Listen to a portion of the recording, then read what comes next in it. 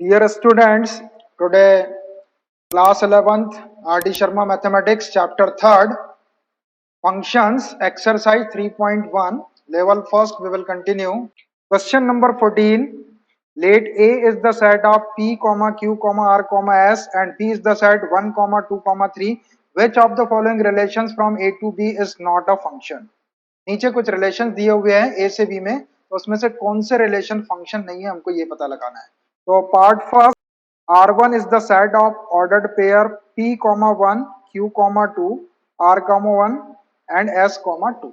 ये जो रिलेशन है ये फंक्शन है या नहीं. तो किसी रिलेशन के फंक्शन होने के लिए फर्स्ट सेट का हर एक एलिमेंट यूज हो जाना चाहिए और सेकंड सेट के अंदर या कोडोमेन वाले सेट के अंदर उसकी सिंगल इमेज होना चाहिए.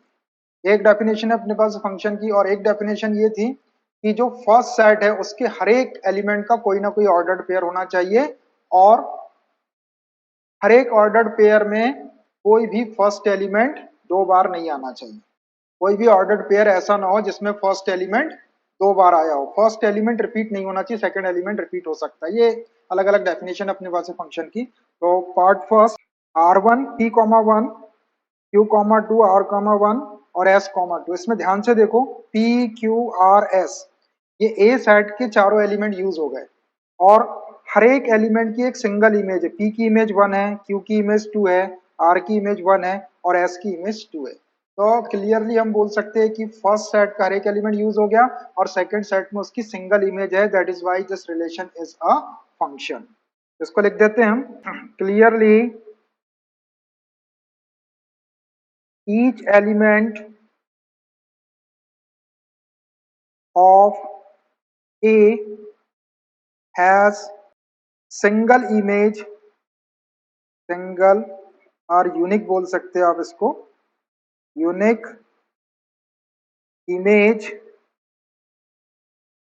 in B. Therefore, R1 is a function. R1 relation जो है वो एक फंक्शन है. Part second, R2 is the relation P, 1 Q, 1 R, 1 and S, 1. ये वाला रिलेशन फंक्शन है या नहीं. तो देखो इसमें ऑर्डर्ड पेयर का first element P, Q, R, S, तो A के चारों एलिमेंट यूज हो गए, कोई भी एलिमेंट छूटा नहीं और सबकी सिंगल इमेज है. P की इमेज 1 है, Q की इमेज 1 है, R की इमेज 1 है और S की इमेज 1 है. तो फंक्शन की दोनों कंडीशन सेटिस्फाई हो रही कि फर्स्ट सेट का हर एक एलिमेंट यूज हो गया और सेकंड सेट के अंदर या कोडोमेन वाले सेट में उसकी सिंगल इमेज है. तो ये रिलेशन भी आपका एक फंक्शन होगा. इसको भी लिख देते हैं हम. Clearly each element of A has single image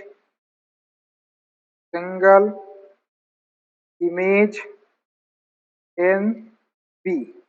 Therefore, R2 is a function. Part third, R is the set of P, 1 Q, 2 P, 2 S, 3. देखिए इस रिलेशन के अंदर जो फर्स्ट सेट है उसका एलिमेंट P यूज हुआ, Q यूज हुआ, फिर P यूज हो गया, फिर S यूज हो गया. R एलिमेंट यूज ही नहीं हुआ. तो फर्स्ट सेट का हर एक एलिमेंट यूज होना चाहिए, तो R एलिमेंट यूज नहीं हुआ और इस P एलिमेंट की एक इमेज 1 है और P एलिमेंट की एक इमेज 2 है. एक ही एलिमेंट P की दो इमेज भी आ रही, तो ये एक फंक्शन नहीं है. Clearly element are of A has no image in B and element P has two images 1 and 2 in B and element P has two images 1 and 2 in B. एक एलिमेंट इसका use ही नहीं हुआ R और एक element P की दो image आ रही है, हमको सिंगल इमेज चाहिए और कोई एलिमेंट छूटना नहीं चाहिए। Therefore R3 is not a function। ये जो R3 है ये एक फंक्शन नहीं है। R3 is not a function, R3 function नहीं है। Part 4, R4 is the set of P, 2, Q, 3, R, 2, S, 2। तो देखो फर्स्ट सेट का हर एक element P, Q, R, S use हो गया, फर्स्ट कंडीशन तो सेटिस्फाई हो गई। और सेकंड कंडीशन ये है कि हर एक एलिमेंट की सिंगल इमेज होना चाहिए, तो P की भी एक इमेज है 2, Q की भी एक इमेज है 3, R की भी एक ही इमेज है 2 और S की भी एक ही इमेज है 2। तो सिंगल इमेज है हर किसी की और हर एक एलिमेंट यूज हो गया, that is why it is a function. तो लिख देते हैं हम इसको भी clearly, each element of A has single image in B. Therefore, R4 is a function। तो ये जो रिलेशन R4 है वो एक फंक्शन होगा। Question number 15, let A is the set 9, 10, 11, 12, 13 and let f is a function from A to n be defined by f of n is equal to the highest prime factor of n, find the range of f। f of n जो है highest prime factor है किसका, n का, तो हमको f की range find out करना है। तो A सेट अपने पास है, A is the set 9, 10, 11, 12, 13, ये हमारा डोमेन का सेट है। एंड f को डिफाइन करके दिया है, f is a function from a to n, यहाँ पर n नेचुरल नंबर है, defined by f of n is equal to the highest prime factor of n। f of n जो है n का हाईएस्ट प्राइम फैक्टर है। तो देखो n के प्लेस पे हम a साइड से वैल्यू रखते जाएंगे तो f ऑफ n की वैल्यू अपने को नेचुरल नंबर में से मिलेगी, और वो कैसी होना चाहिए, हाईएस्ट प्राइम फैक्टर होना चाहिए n का। तो देयरफॉर f ऑफ वैल्यू रख देता हूं मैं 9 is equal to the highest prime factor of 9 is equal to, 9 का हाईएस्ट प्राइम फैक्टर क्या होगा, 9 के प्राइम फैक्टर्स है, पहले 3 से डिवाइड होगा 3 टाइम, फिर 3 से होगा 1 टाइम, 3 इंटू 3 और 3 इसके प्राइम फैक्टर है, तो 3 और 3 में हाईएस्ट कौन सा है, 3 है बड़ा वाला, तो हाईएस्ट प्राइम फैक्टर ऑफ 9 आ गया आपका 3। ऐसे ही f ऑफ 10 निकालते हैं, f of 10 the highest prime factor of 10 is equal to, पहले हम 10 के प्राइम फैक्टर्स लिखते हैं, सिंस 10 को क्या लिख सकते हैं, 10 पहले 2 से डिवाइड हो जाएगा और फिर 5 से हो जाएगा, 2 इंटू 5, तो 2 और 5 दोनों प्राइम फैक्टर, इसमें हाईएस्ट प्राइम फैक्टर है 5, तो 10 का prime factor, highest prime factor आ गया 5। ऐसे ही फिर 11 का highest prime factor, f of 11 the highest prime factor of 11 is equal to, अब 11 खुद एक प्राइम नंबर है तो इसका हाईएस्ट प्राइम फैक्टर 11 ही हो जाएगा। 11 के बाद 12, f of 12 the highest prime factor of 12 is equal to, तो 12 के फैक्टर्स क्या लिख सकते हैं हम, सिंस 12 पहले 2 से डिवाइड होगा, फिर 2 से होगा और फिर 3 से होगा, 2 इंटू 2 इंटू 3, ये 12 के प्राइम फैक्टर्स हो गए, इसमें हाईएस्ट प्राइम फैक्टर आपका 3 है, तो highest prime factor of 12 is equal to 3। उसके बाद 13, f of 13 is equal to the highest prime factor of 13 is equal to 13 खुद एक प्राइम नंबर है तो उसका हाईएस्ट प्राइम फैक्टर 13 ही होगा। तो हमने ये सबके हाईएस्ट प्राइम फैक्टर ले लिए। अब इनको एक सेट के अंदर रख देते तो यही आपकी एफ की रेंज हो जाएगी। Therefore range of F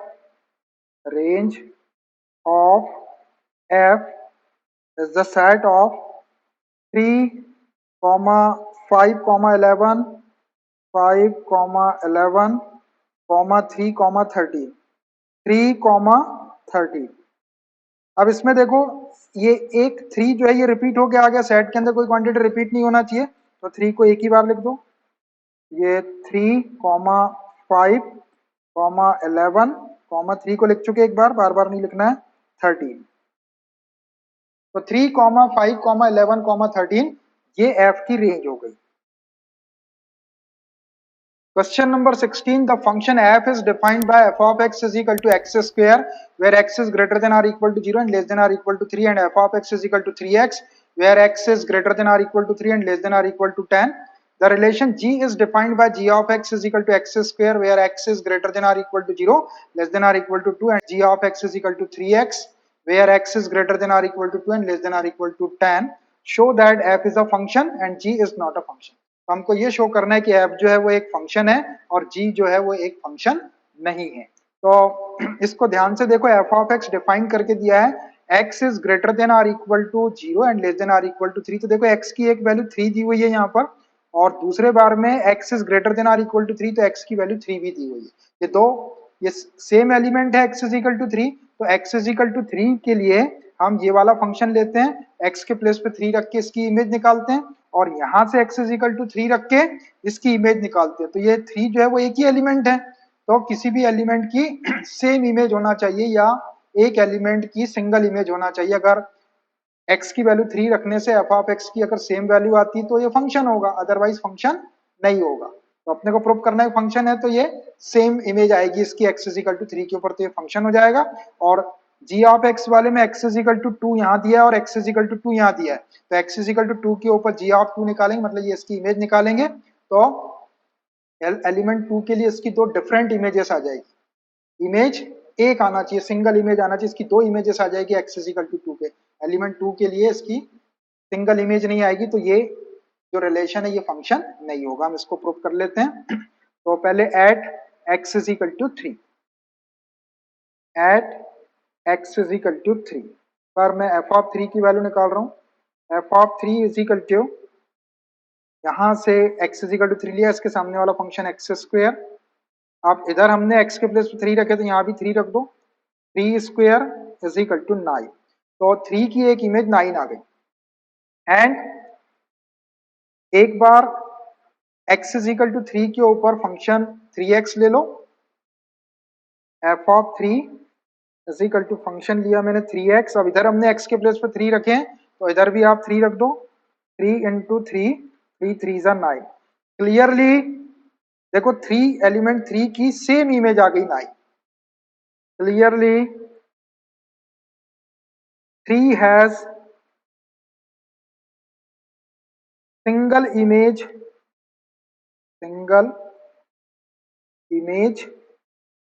9। 3 की सिंगल इमेज 9 आ गई या यूनिक इमेज 9 आ गई। Therefore f is a function, f जो है वो एक फंक्शन है।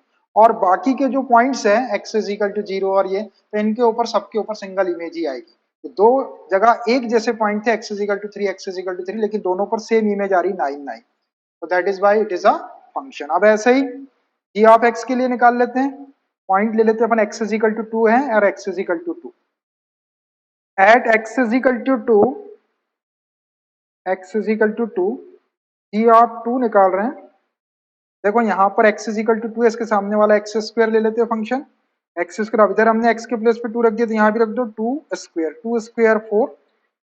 एंड एक बार और निकाल लो, यहाँ से x इज इक्वल टू 2 के ऊपर g ऑफ x की वैल्यू कितनी है, 3x है, तो g of 2 is equal to function ले लेते हैं 3x। अब इधर हमने x के प्लेस पे 2 रखे, तो इधर भी रख दो 2, 3 इंटू 2, 3 2 जा 6। अब देखो एलिमेंट तो एक ही है, x इज इक्वल टू 2, उसके ऊपर दो डिफरेंट इमेज आ रही 4 एंड 6। हमको सिंगल इमेज चाहिए। यहाँ पर दो अलग अलग इमेज आ रही है, इसका मतलब यह है कि ये रिलेशन एक फंक्शन नहीं है। तो clearly two has two different images